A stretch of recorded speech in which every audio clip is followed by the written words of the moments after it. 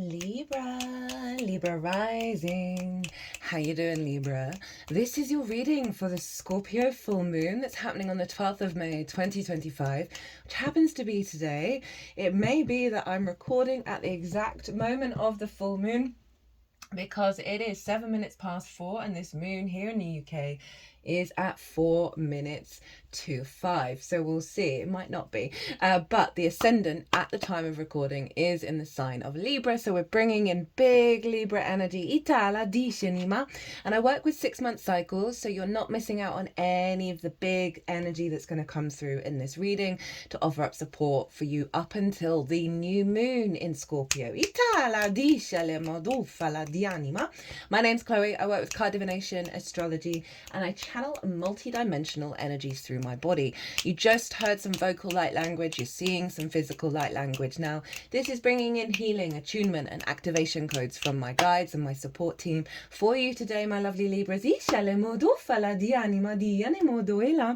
Now, I read for the rising sign. So for those of you who do not have Libra in the first house, in your natal chart, look to the house it does fall in. Look to the themes of that house, and you want to apply those themes along with all the other meaning you've got going on in the sign of Libra to the messages that come through for you today. So it's as if that Libra energy, wherever it falls in your natal chart, has now energetically moved to the first house. So the astrology for the rising sign will always still link in. You've just got to add on your own natal chart meaning on top of it. For example, I have Libra in the 3rd house and I have Juno, the asteroid, there. So to apply all of that meaning to what comes through in this video. Now, before I get on with your reading, Libra, there is a collective reading. That was the first reading that went out for this transit, and I broke down the astrology in way more detail in that collective reading. There's a lot going on with this moon. Almost everyone is involved in it, right? All the signs, all the houses, they're all getting involved. All the planets, right? All the celestial bodies. And I go into a lot of detail of that in the collective reading. I also pulled collective tarot cards, and that was really wild. I haven't had a reading quite like that in a while, where the things that I was saying, immediately the cards that came after that were so literal in recreating what I had just said. So it's just showing that there's a great deal of alignment going on with this moon, even though the lead up may have been challenging, right? I certainly feel, oh, that screen just fell off the back. I really need to get that re-glued. Yeah, it's been challenging for everyone. There's been stuff, and I felt like the release only came yesterday on Sunday of the let up of a lot of that. But this is because what this moon is doing is clearing out a lot of fear, and that was one of the main things that came through in the collective reading. One of the main channeled messages, and that was that this is acting as a defrag for us all of our emotional body, following that Taurus new moon that brought in a blueprint, and that blueprint felt like heaven on earth. And I know that's a big thing to say, but because of that and the unfolding of that blueprint, so many past energies of fear and scarcity and paranoia have been coming to the surface because we're letting go of that. Our physical vessel blueprint, Taurus, has reorientated our frequency, and now that means all the frequencies that are just no longer relevant to that blueprint are bubbling up to the surface. And not only that, regulars, sorry, I know I'm going to mention it every transit this year. This year, the work we do on our soul retrieval, the work we do on the integration is worth it. We're in a year 9. It's a wood snake, so we're shedding our skin. The astrology this year and next year is batshit.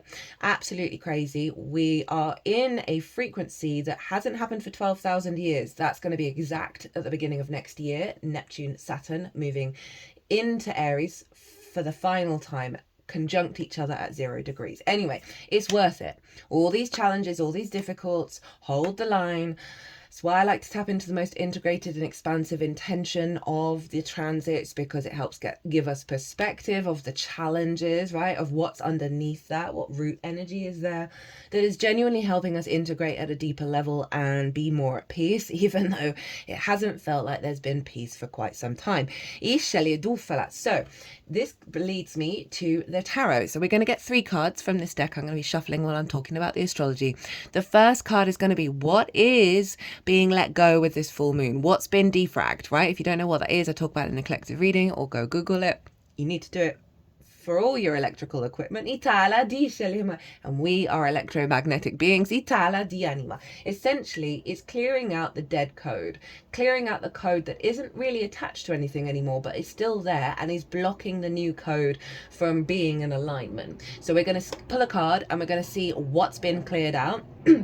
With this full moon, we're going to get a card on what's the activation that's coming in, because even though it's a full moon and it does represent a completion, a closing out of a cycle with all the work that we've done in this area of our chart, we then get an upgrade, we get an activation code based on that work that then unfolds over the next 6 months up until the Scorpio new moon. So we're going to get a card on that, as well as a card on how to work with it, how to amplify that activation, and we'll get the card at the bottom of the deck as the root energy of that activation. And we're working with 2 oracle decks in this transit, and I'm going to get a couple of cards from both of them. So let's get into your reading, Libra. Oof! Here in the UK for everyone. Okay, I'm going to pause and fix that.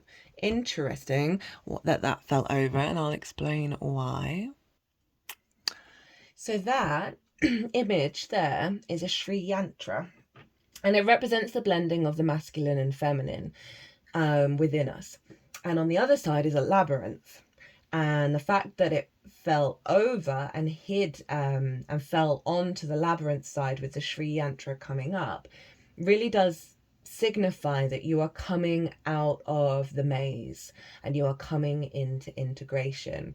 And I'm going to bring that back in again because of some of the astrology of this moon. So Libra rising, where is this happening for you? Well, it's happening in your 2nd house, right? It's next door to you, isn't it? Right? Libra and Scorpio. And your 2nd house is your resources, right? Your skills and your tools of how you manifest and bring in regular income. It's the things that you value, and most importantly, how you value yourself. It's regular resources, right? It's consistent things that are to do with you, that you have resources, right? That can be the things in your house as well as the ideas in your head. Now, the 2nd house, as I said, the most important thing is how you value yourself. If you don't value yourself unconditionally, we can really struggle to think that we're worthy of receiving more regular resources, right? We can then place value in things that only distort our true sense of value, right? Which that is that we are loved and we are worthy. We can struggle to access our skills and our tools at a higher level when we don't value ourselves unconditionally. And so it's, you know, the 2nd house is so important of getting right with yourself, getting right with your values and how you value yourself fundamentally. And so we've got full moon here in the sign of Scorpio. And full moons really do close out a whole year, really, of working through working through the alignment of getting back to yourself, getting back to your power, right? Scorpio is very powerful in its energy. It's fixed water.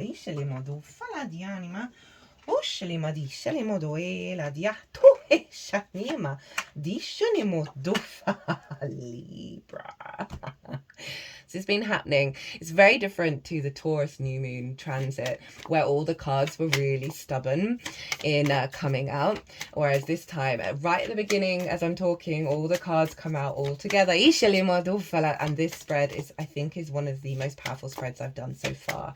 I cannot wait to get to this tarot.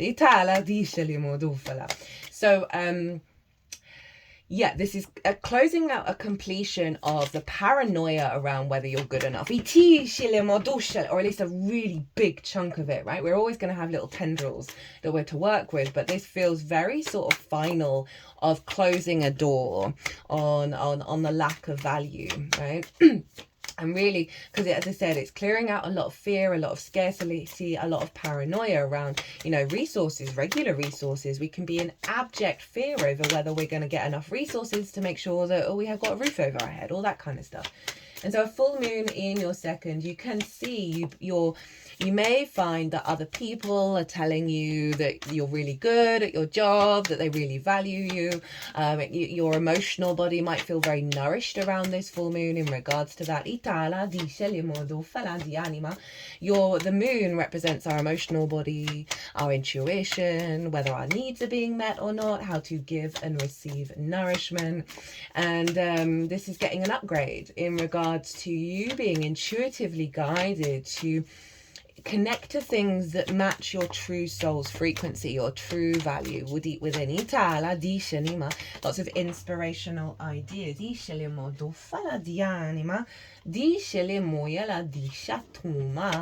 that can come through intuitively, of working, elevating your skills and tools, intuitive hits of like emerging skills and tools and ways of manifesting. So really powerful stuff. The sun is over in the sign of Taurus. By the way, the moon is conjunct Juno, which I talk about in the collective reading, and the sun is conjunct Uranus. So it's a very liberating energy here, but it hasn't been without its without its struggles. So the sun is over in your 8th house. Now this is the outside world's resources. This is can be commission bonuses and commissions, mortgages, loans, taxes, debt that you owe, debt that's owed to you. Is working with the resources of the outside world, as well as more one-off chunks of resources that might come your way. Some of you may get a bonus or a commission that comes in based on what you've been working on over the last 6 months in terms of your skills and your tools. And that's why I said there may be a sense of recognition for you, because the sun being over in the 8th, because the 8th is also about relationship dynamics with you and anything other than yourself. Time, money, energy, intimacy, ideas, right? All of that stuff. As your interaction not only with the outside world, with individuals, but also with Source, the very magical psychic house. It's the resources of Source. It is it's your relationship dynamic or with Source. We can have a lot of scarcity here, a lot of codependency, a lot of fear mindsets, a lot of hyper independence and hyper greed. These are all things that if any of them are resonating with you, it's when we're out of balance, right? It's when there's a wound there that's having us react in sort of an extreme way when we're dealing with the outside world, when we really want to be in our inner equilibrium. And so I can really see Source coming in and like infusing a download within you of your own value, right? Perhaps while you're sleeping, as well as getting a lot of intuitive hits from Source of the resources that are in fact at your disposal in the multidimensional sphere to apply to your skills and tools, apply to how you manifest. There might be just a sort of a real clarity from someone really appreciating you. It can be in any walk of life, where all of a sudden you're like, oh no, that is real. I feel very seen. You might feel very seen during this time. Now the sun and the moon and Uranus and Juno are square Pallas Athena over in the sign of Aquarius, a fellow air sign, and that is in your 5th house of your creation energy, the house of joy, pleasure, amusement, games, play, children, both literal children as well as figurative children, such as your inner child. And that's where we can have a lot of trauma here. We can have a lot of addiction in this house because of the wounds of the inner child, as well as creative things you birth into the world that feel like your children, romance, dating, and love. So Pallas Athena is an asteroid, and she represents long-term strategy, wisdom, right? Long-term planning. She's a very wise energy, very mature energy, higher perspective, zoomed out, long-term goals kind of energy. She's been hanging out in the 5th house for a while. So you may have just noticed your impulse control, if addiction, we're all addicted, by the way. If you've got a phone, we've got dopamine addiction. You may have just been navigating various types of addiction, whether that's love languages, how you connect to pleasure, joy, all of those things. And you may have found that you've been establishing new ways of thinking around that and applying that, because Pallas Athena genuinely does help you navigate wherever she is. What's going to serve you for the long term? And so there's a real sense of, oh, maybe I've been with the same kind of partner over again and the same situation keeps happening. And maybe I need to look at something to realize, okay, what's inside of me that is recreating that from my early years. I know it took me ages to realize, because none of the people that I'd been in love with looked like my dad. And it was more the situation that those relationships unfolded into that completely recreated my relationship with my dad. I've got a lot of abandonment issues, blah, blah, blah, blah, blah. And it took me a really long time to figure that out and go, oh, I'm not doing that again. I am not going there again. I can make that conscious choice. So Pallas Athena's really got your back on that. And so again, it's going to be around, you know, certain pleasures and joy that give you nourishment rather than, you know, dopamine is that processed sugar rather than eating a piece of fruit. I know when I've gone through cycles of cutting out processed sugar in my life, and I then go to have a bite and I realize, oh, all I'm thinking while I'm eating this is the next bite. I'm not enjoying it. I'm not savoring it. It's just the next. It's the next. What's the next? What's the next? What's the next? Rather than eating, say, like really dark chocolate or fruit, you notice, oh, my taste buds are engaging in this in a different way. That's what Pallas Athena is trying to orientate you to, is savoring and enjoying and feeling nourished and nurtured by this house, right? So it's forming what's called a T-square, and the release point of a T-square is the bottom of the T, and that is Pallas Athena. So this full moon energy is funneling into your 5th house of creation energy. As I said before, you might get some recognition, whether it's from friends, when you're out and about, having fun, or feeling really seen and feeling really valued. It can also bring up triggers where you're not. And know that that is a distortion. Know that is letting you know, okay, this is what's being released. This isn't real, and it might, as well as it may happen, and before that may really trigger you, and now you're like, I don't care. You can have your opinion. I know my own value. You do you, boo. And it's not affecting you in the same way. And that's really powerful when that happens, when the universe gives us those opportunities to experience that and realize, oh, that's not me anymore. That's been released. So you're really wanting to infuse all of this elevation into how you find joy, and making sure that's in alignment with the relationships that are showing up in your life, right? How you value yourself. There may be some big creative ideas that come through that help facilitate you finding more resonance and joy and play in your skills and tools, right? Of how you make regular income.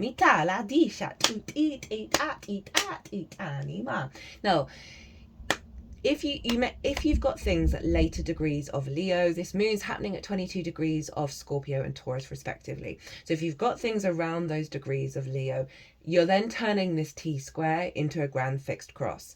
Now that can feel like you're being pulled in lots and lots and lots and lots of different directions. It can feel very overwhelming. We had it with the Taurus new moon, and that's imprinted into the Taurus area of our chart for a while.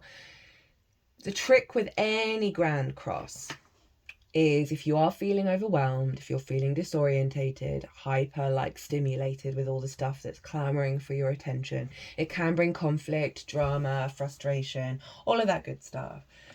The trick is to center your energy, is to clear the energy, is to, without any intention, maybe breath work, a bit of meditation, which is the same thing, clear the energy and then see what your instincts do following that. It doesn't have to be very long. It can be, 10 rounds of 5 in, 5 out, right? That kind of thing. Follow the instincts of which area of that chart is then calling to you, because then when you're in that flow state, you turn this quite intense energy into a generator, into a massive generator of energy to build for the long term.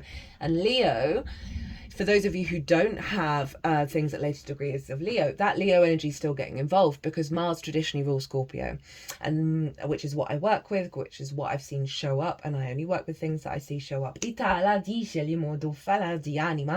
Mars is over in Leo, and so that Leo energy is getting activated, which is your 11th house of hopes and dreams, friends, groups and alliances, and reaping the benefits from your 10th house.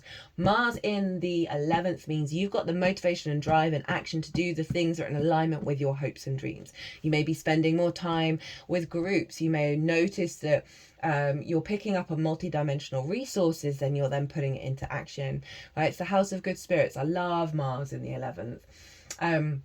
So Mars is influencing this moon from that space as well, of like how you manifest, how you create, how you value yourself. Mars is like, because it's called the house of good spirits, the 11th house. Mars is trying to get you in good spirits, so you trust and believe in the abundant nature of the universe, that you can manifest your hopes and dreams, that you are going to reap the benefits from your 10th house, which is your life path career, that you're going to meet your soul family, that you're going to be in your power from your heart. It's really going to resonate and feed into this scorpionic energy of like, you are safe, you are loved, you are powerful.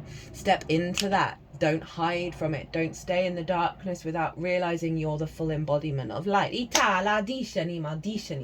Now, Mars is over in Leo, ruling the moon. Venus, who is also your ruler, the ruler of Taurus, is over in Aries. And they are trine one another. A trine is a very harmonious aspect. It's ruled by Jupiter. It brings perspective. It brings flow. It brings abundance, opportunities, feeling good, right? Now, Aries is over in your 7th house of one-on-one relationships, important relationships in your life, be it business partners, clients, friends, long-term lovers. Source shows up there. So Venus and Mars, the ruler of the moon and the sun, our feminine, masculine, personal energy, are in cahoots with one another. They are harmonizing with one another. They are in their power. And this is our instincts are being retuned away from fear. And so you may find that there is an elevation because of this upgrade of your sense of value in your relationships, right? Whether that's certain relationships in your life start falling away, trust, it's both souls' decision to do that. It's part of the process. There is no scarcity out there of the people that you can connect to, engage with. Trust in that. So sometimes relationships fall away when we get an upgrade. Other times, naturally, the relationships in your life start to evolve to match your frequency. You don't have to try and control it. Don't try and control it. But there's a really beautiful energy between fundamentally your connection, your relationship with Source, that is feeding into Mars to have the motivation and drive to embody and take action of your hopes and dreams because of this upgrade of sense of value. Right, let's get into it. Oh my God, I'd forgotten what was here. I'd forgotten what these tarot cards are, and I just remembered. Libra. Okay. What is being released? What is the defrag?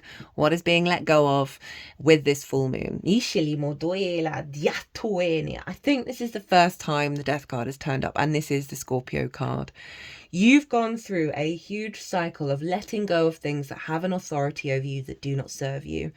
You've done the purge, right? The letting go process is coming to an end. Right? It doesn't mean that there aren't going to be things to let go of, but a big part of this cycle around how you value yourself, right? Blocks around your skills and your tools, things that you've placed value in that have had an authority over you that haven't served you, right? You've transmuted this energy. You've gone a very powerful journey, my loves. I'm so here for this. I don't really need to say anything more than that. Again, you're very protected. You're coming back to the truth of your soul and what that value means. You're not being impacted by the outside world in the same way, right? That distortion, right? That I said, maybe a situation happens where you feel undervalued and you're like, okay, cool, you do you. It's not affecting me anymore. I'll then make my choice of whether I want to engage with someone who doesn't want to value me, right? That kind of energy. But it's not like, I've got to make sure that person loves me. That kind of vibe. Rather than being like, F you. All right, you can have your opinion, but it's not, I don't agree with it, and neither do other people in my life. So that's cool. Stop. You project whatever you want onto me. It's not going to affect me. That kind of energy. Letting go of restrictions around how you manifest and bring in resources, right? Because the king is no more in this card. And it's that sense of hierarchy of the haves and the have-nots. And there's some children here, and with the focal point on the 5th house of your inner child, I can see... Sorry, they're doing some big clearing around the solar plexus. Right, so I was born into a level of poverty, right, that is relational to where I was born, right, in the UK. And I'm very aware that I'm pretty sure I've still got that poverty programming inside of me. And it's something that I work on. I'm not trying to force it. I try and let things flow in their own state.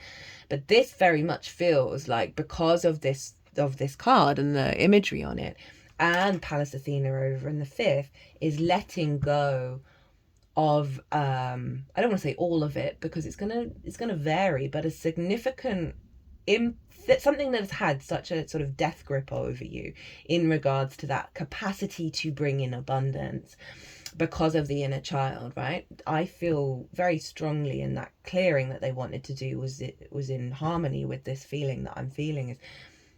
It's not distorting you in the way that it used to. Whether there's still stuff to work on, it all depends on your individual chart and your experience, but it feels like a big chunk of that is getting cleared out. So whatever is left isn't so rooted and fixed that you can't move it. But with that solar plexus stuff, it is saying like you going out in the world and bringing life and vibrancy, and that you're going to be matching that in the outside world is going to be bringing that back to you as well. Okay. What's the activation? What's the download? What's the activation code that's coming in, that's going to unfold over the next 6 months for you, my loves? Hi, Venus. Hi, your ruler. So this is such a contrast to this, isn't it? And everything that's already channeled coming out. This is that abundant nature. And she loves being in the 5th house, Venus. This is your creation energy, your fertility, the abundance, feeling good in the 3D world. She is the queen of queens, you valuing yourself at such a fundamental, deep-rooted love that is the birthright of everybody. But we're so bit confused by the frequencies around us that we forget this. And she's coming in loud and strong.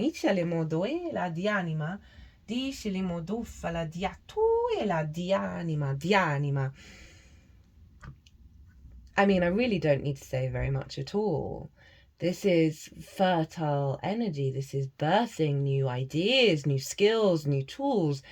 The elevation of that scarcity into fertility. Oh, guys. Right. I mean, beautiful. You might want to look to where your Venus is as well. I mean, obviously, the transiting Venus is in the 7th. So there's something here around a fertile energy of your one-to-one relationships. That could be more clients coming in. Again, that upgrade in the important relationships in your life that are pleasurable and joyous and fertile and supportive and creative and abundant. Couldn't really ask for much more. Okay. What to focus on, what energy to channel to help support the Empress unfolding at a higher, more integrated level. Oh, hi, 3 major arcana in your spread, Libra. The star. Hello, Aquarius. So you've got some of the main players of this moon show up for you. I love it. It's beautiful. So this is your 5th house of your creation energy. I'm getting quite a few messages with this card. One is to focus on your joy, on your pleasure. Do a little creative thing every now and again to help get you out of a mindset of rigidity, a mindset of work, rather than, oh, how can I bring some fun into it? How can I find a new creative way of doing something that I've done over and over and over again? Yeah, focusing on that joy, on that pleasure. But this is also a card of authenticity. It's she is unclothed, right? So she has stripped, she is not masked, right? So she's more in alignment with her true self, right? Both her earthly self and her galactic self, and incorporating that. So there's some very radical And this ties in with the Uranian energy conjunct the sun. This sort of very hyper authentic frequency they're wanting you to tap into. It might mean you need to do a bit of deep diving and a bit of deep healing around pleasure, around joy, around your creation energy. There may be some certain things that may come up over this process. You know, I'm not feeling like it's really heavy. I just think there's an element of self-care and self-love that wants to come through for you to really cultivate the Venusian energy. You know, maybe have a little self-care day, you know, just do those things to really act as if you are goddess god energy, right? Of not gender specific, of really loving yourself unconditionally and honoring yourself and every little part of yourself, right? Not hiding parts of yourself in certain relationships if that's something that resonates. You know, it is a very, very healing card. It's also about hopes and dreams. So they're really wanting you to, one, focus on your creation energy. Two, there's an alignment with the long-term goals in your truest form. Right? So often we can be in certain dynamics where we shift and we change in ways that aren't necessarily good for us for the long term. And this is really wanting you to focus. This is big energy. Don't think any of the other signs that I've done, and I've got 3 left to do, I've got all major arcana. So it genuinely is saying this is a very profound energy around you, and working with that and being really honest with yourself about certain situations and certain behavior mechanisms of yourself as well as others and dynamics, right? Scorpio can be really intense. It can be quite cutting internally. And so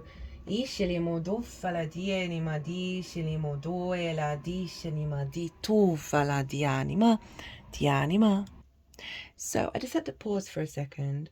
And it's relevant to this reading, which is why I'm bringing it up.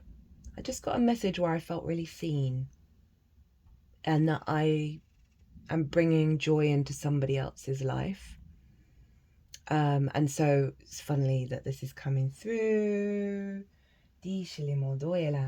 as we're talking about this. And I've had to go through a really powerful process of the star, of really figuring out what kind of frequencies I want in my life when I'm interacting with the outside world, what's important to me, and then not being in conflict with those that aren't, and allowing that energy just to sort of roll off me.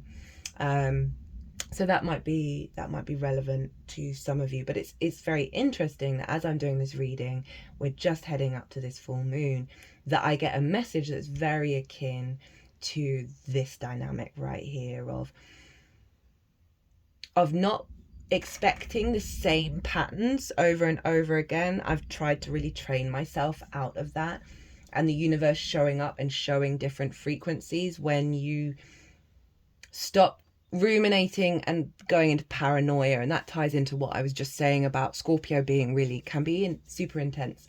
Most of my water in my chart is Scorpio in the 4th house, and almost all my personal planets are anchored and being pulled into Scorpio. So I do get that level of heaviness that can come with it. And that message is really a reflection on the unfolding for you, Libra, that you're going to be drawing towards you abundance rather than restriction. Okay, let's look to see what is at the bottom of the deck for you, my loves. This is the root energy. Oh, 4 major arcana, yeah? Hey, Libra. So the devil in reverse. Again, this is tied into Pallas Athena, of certain addictions and love languages and trauma responses that we pick up. 33:39 on the clock as I say that. So 9:9. Itala disha limot ot inya 18:9. Itala disha, a closing out of this, right, in the upright, right? A completion energy around those addictions and those trauma love languages, whether it's with a romantic partner or not. It's then we take that out on the road. So that's that Pallas Athena in the 5th of long term. What nourishes you and helps you feel that brings in a frequency where you feel in the Empress energy, right? How glorious is that?